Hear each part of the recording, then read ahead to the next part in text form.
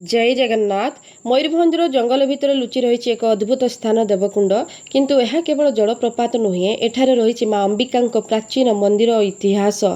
चलतु आमे जानिबा मयूरभंज जिल्लार प्रसिद्ध पर्यटन स्थली तथा देवकुंडर किछि रहस्यमय कहानी।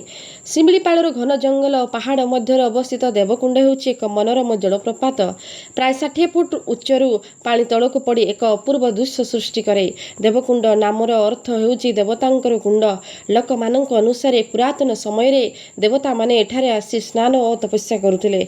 देवकुंड निकटरे अवस्थित पवित्र अंबिका टेम्पल एही स्थानर आउ एक बड़ आकर्षण। कुहाଯାଏ जे एही मंदिरटी मयूरभंज भंज राजवंश समय निर्माण होता। स्थानीय इतिहास अनुसार यार निर्माण प्राय 16 शताब्दी भंज राजा मान द्वारा कराइथिला।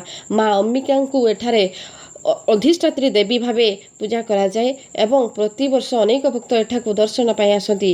वर्षा ऋतुरे देवकुंडर सौंदर्य आहुरी बढ़ी जाए। झरणार गर्जन, सबुज जंगल और ठंडा परिवेश मन को शांति देता है। प्रकृति और आध्यात्मिकता को एका साथे अनुभव करने को चाहूले देवकुंड निश्चिंत भावे भ्रमण करंतु। वीडियोटी भल लगी लाइक, शेयर और सब्सक्राइब करंतु। एमिति ओडिशार इतिहास और पर्यटन स्थान विषय आहुरी जानिबा पई आम सह जोड़ी रुहंतु। जय जगन्नाथ।